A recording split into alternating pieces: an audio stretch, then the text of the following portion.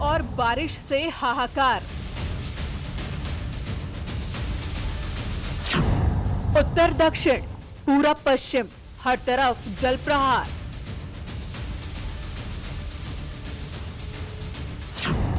बारिश की मार, नदियों में उफान।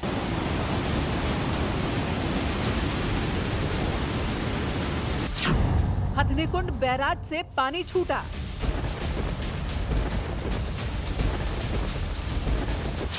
दिल्ली में बाढ़ का खतरा बढ़ा।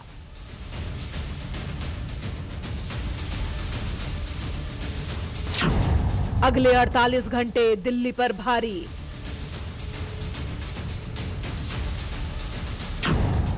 बारिश से सड़कों पर जल भराव।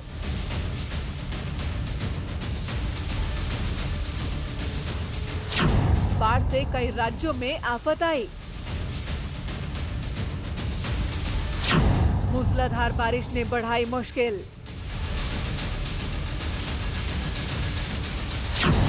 पूरा देश बाढ़ और बारिश से बेहाल। डूबा डूबा हिंदुस्तान। नमस्कार, स्वागत है आपका। आपके साथ में हूं अमित गर्ग शुक्ला। देश में कोरोना केसेस काफी बढ़े हैं।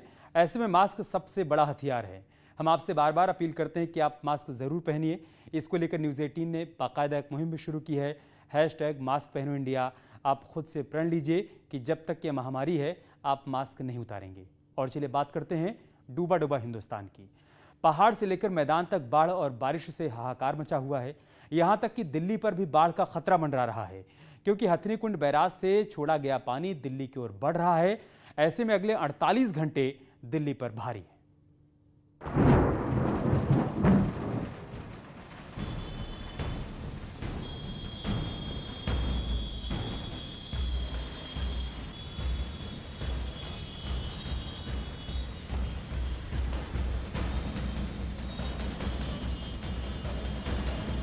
ये किसी फिल्म का कोई सीन नहीं है, बल्कि ये दिल्ली एनसीआर की तस्वीरें हैं जिनको कैमरे में कैद किया गया है।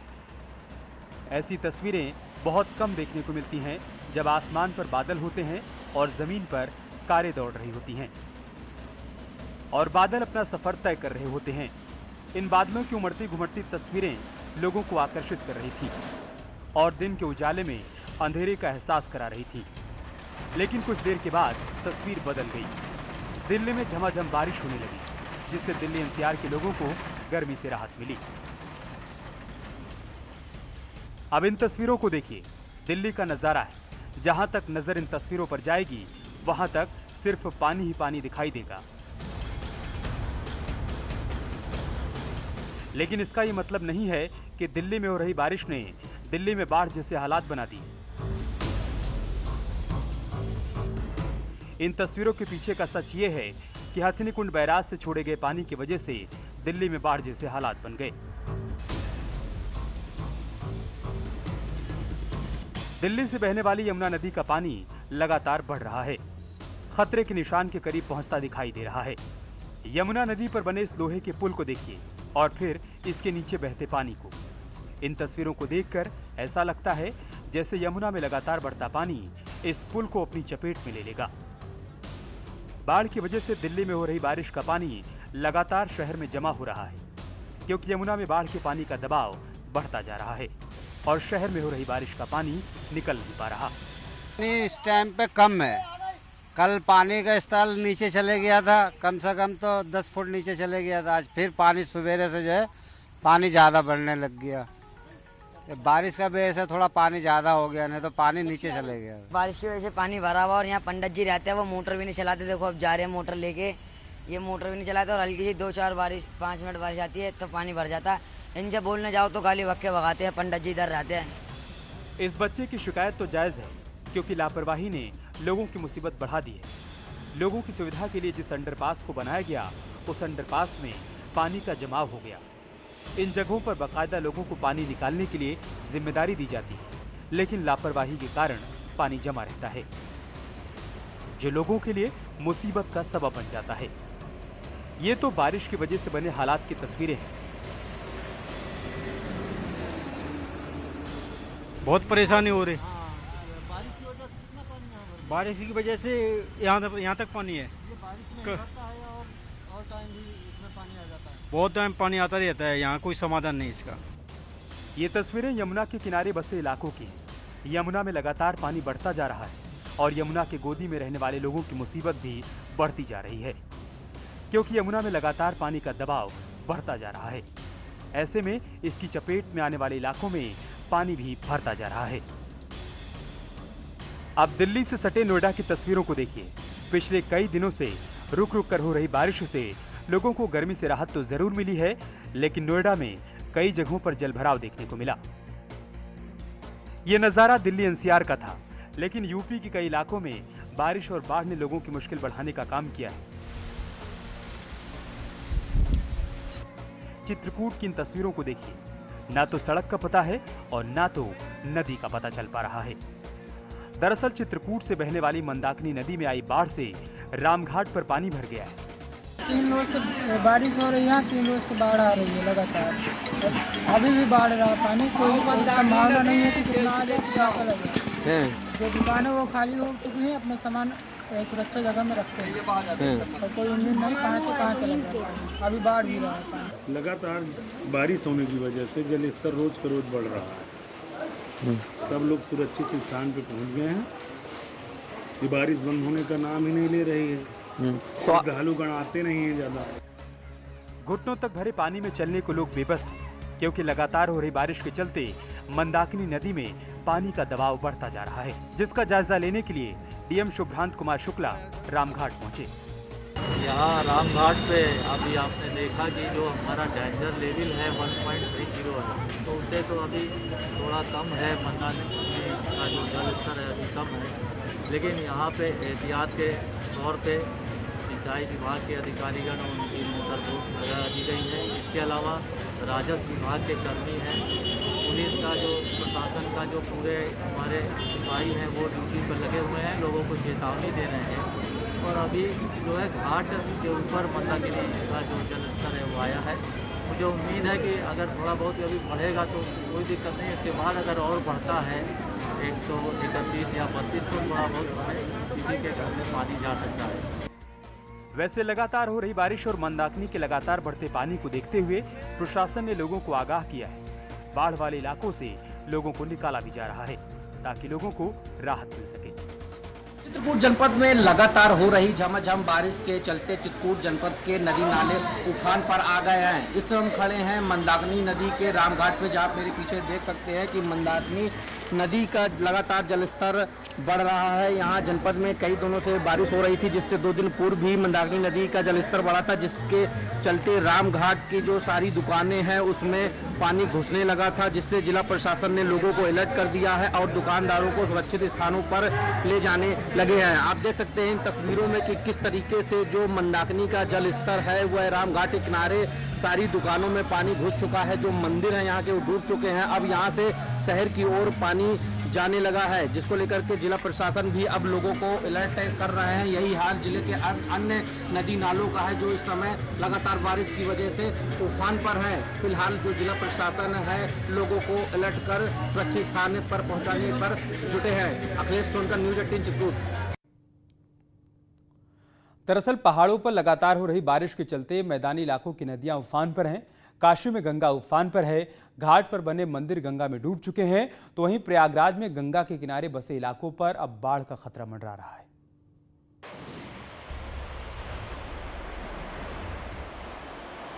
पहाड़ों पर हो रही लगातार बारिश ने मैदानी इलाकों में मुसीबत बढ़ा दी है। कई जगहों पर बाढ़ जैसे हालात बन गए हैं। वाराणसी की इन तस्वीरों को देखिए।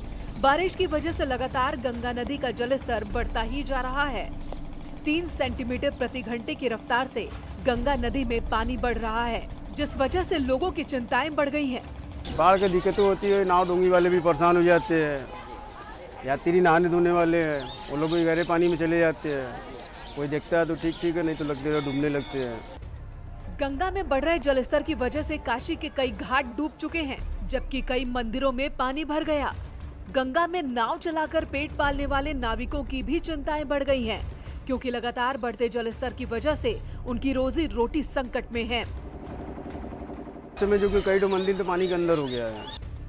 बारिश की वजह से लगातार गंगा में बढ़ते पानी की वजह से गंगा के किनारे के कई मंदिर डूब गए, जिसकी वजह से मंदिरों में पूजा अर्चना भी नहीं हो पा रही और यहाँ पूजा अर्चना करने वाले पुजारी परेशान हैं। 2-3 दिनों के अंतराल में लगभग 3 से 4 मीटर तक गंगा का जलस्तर बढ़ चुका है। ये शायद पहाड़ों में हो रही बारिश के कारण इस तरह का जलस्तर भी गंगा में बढ़ते हुए दिखाई पड़ रहा है। बढ़ते जलस्तर को लेकर जहां घाट किनारे रहने वाले लोगों के माथे पर चिंता झलकने लगी है, तो वहीं जिला प्रशासन भी पूरी तैयारी का दावा कर रहा है। बहरहाल काशी में जिस तेजी से गंगा का जलस्तर बढ़ रहा है, अगर हालात ऐसे ही रहे तो जल्द ही 84 घाटों का संपर्क टूट जाएगा।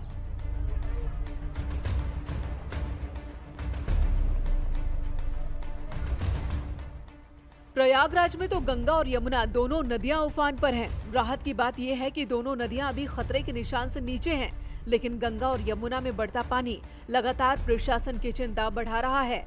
पहाड़ों में हो रही बारिश और बांधों से लगातार पानी छोड़े जाने से गंगा और यमुना दोनों नदियां लगातार उफान पर हैं।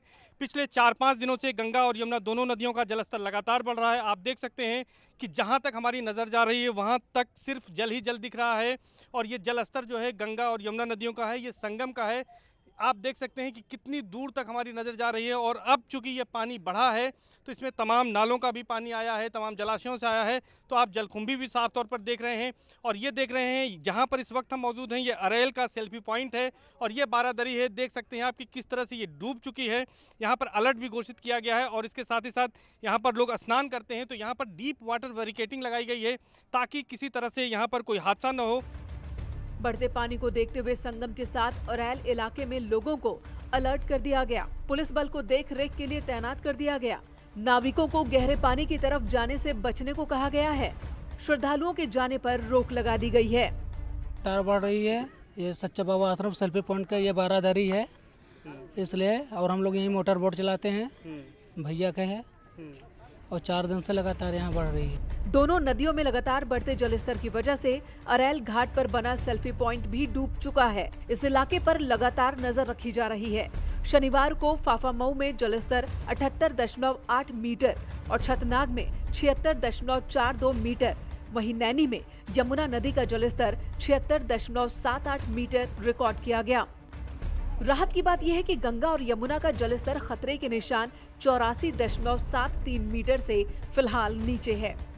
इसलिए प्रयागराज में बाढ़ जैसी स्थिति नहीं है, लेकिन लगातार दोनों नदियों में बढ़ते पानी को देखकर बाढ़ की आशंका बनी हुई है। बारिश हुई तो कुछ मौसम ठंडा हो रहा है और बारिश की वजह से पानी का देख ही रहे हैं, पानी का जलस्तर भी बढ़ा हुआ है, तो और लोग इसी को थोड़ा आनंद लेने आते हैं। और फिलहाल जिला प्रशासन बाढ़ पर नजर बनाए हुए है और उन इलाकों में पुलिस फोर्स की तैनाती कर दी गई है जिन इलाकों में बाढ़ सबसे ज्यादा तबाही मचा सकती है। जिला प्रशासन है वो लगातार जो जलस्तर बढ़ रहा है उस पर नजर बनाए हुए है। जो बाढ़ चौकियां जिले में बनाई गई हैं, बाढ़ कंट्रोल रूम है, उससे लगातार 24 घंटे 24/7 इसकी मॉनिटरिंग की जाती है। हालांकि जो खतरे की बात अभी कुछ नहीं है, क्योंकि अभी जो दोनों नदियां हैं वो खतरे के निशान से काफ़ी नीचे बह रही हैं, लेकिन जो जल पुलिस के लोग हैं वो यहाँ पर तैनात हैं और लगातार जलस्तर की मॉनिटरिंग की जा रही है। तमाम जो यहाँ पर पर्यटक आ रहे हैं वो इस तरह से लाइनों में बैठे हैं और यहाँ पर जो गंगा और यमुना नदियाँ जो विकराल रूप ले रही हैं उस दृश्य को यहाँ पर देखने आते हैं। तो कुल मिलाकर ये कह सकते हैं कि एक तरह से ये दृश्य भी है, लेकिन इसके साथ ही साथ यहाँ पर लोगों को ये भी कहा गया है कि वो अलर्ट रहें, गहरे पानी की ओर न जाएं। जो घाटियाँ हैं, तीर्थ पुरोहित हैं, उनको भी सुरक्षित स्थानों पर जाने को निर्देशित किया गया है। तो कुल मिलाकर प्रशासन लगातार बढ़ते हुए जलस्तर पर नज़र बनाए हुए है और इसके साथ ही साथ अलर्ट भी घोषित किया गया है। ऐसी संभावना व्यक्त की जा रही है कि अगले 3-4 दिनों में जलस्तर और बढ़ेगा तो बड़े हनुमान मंदिर तक भी ये जल पहुंच सकता है। कैमरा पर्सन संजीव मिश्रा के साथ सर्वेश दुबे, न्यूज़ 18 प्रयागराज। यहाँ रुक रहे हैं छोटे से ब्रेक के लिए, जल्द लौटेंगे कुछ और तस्वीरों के साथ।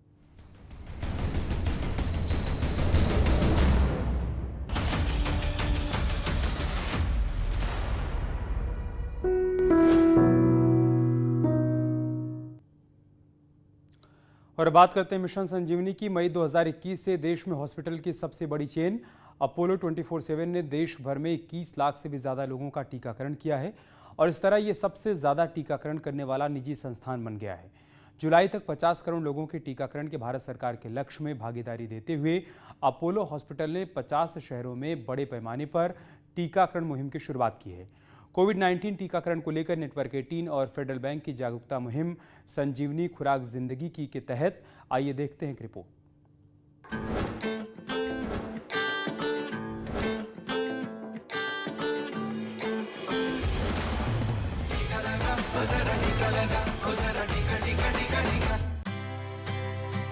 बेंगलुरु में एक बड़ी टीकाकरण मुहिम चलाई जा रही है। देश भर के 50 शहरों के अपोलो हॉस्पिटल में 200 से ज्यादा टीकाकरण केंद्र बनाए गए हैं, जहां टीकाकरण के लिए बड़ी तादाद में लोग वैक्सीन का सुरक्षा कवच लेने पहुंच रहे हैं। मुझे लगता है कि precaution is better than cure. तो ये एक प्रिकॉशन है, हमारे साइंटिस्ट का दिया हुआ एक बड़ा योगदान है, तो हमें उस पर भरोसा करना चाहिए। This is in support of government of India's target of vaccinating around 500 million people by July. Bengaluru ने कोरोना की दूसरी लहर का प्रकोप देखा। आज यहां वैक्सीन लगवाने आए कई लोगों ने अपने दोस्तों और परिवार के लोगों को उस दौरान खो दिया था। In the second wave, I had my uncle and aunt who passed away because of COVID, and also I had a cousin who passed away because of COVID, and further because of black fungus, which impacted him later on. Second wave really destroyed a lot. As I told you, I lost a lot of my relatives for this. A lot of good friends I have lost. I don't think so I'm in a situation to lose any more people going further. So please do get vaccinated. It's good for you. मई 2021 से अब तक Apollo ने देश भर में 21 लाख से ज्यादा लोगों का टीकाकरण किया है और इस तरह ये सबसे ज्यादा टीकाकरण करने वाला निजी संस्थान बन गया है।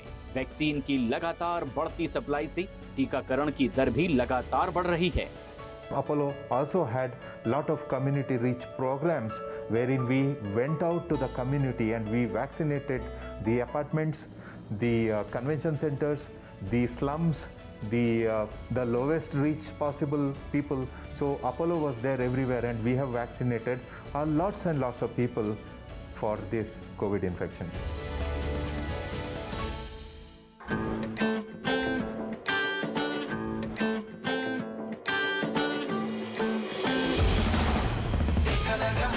टीका लगा,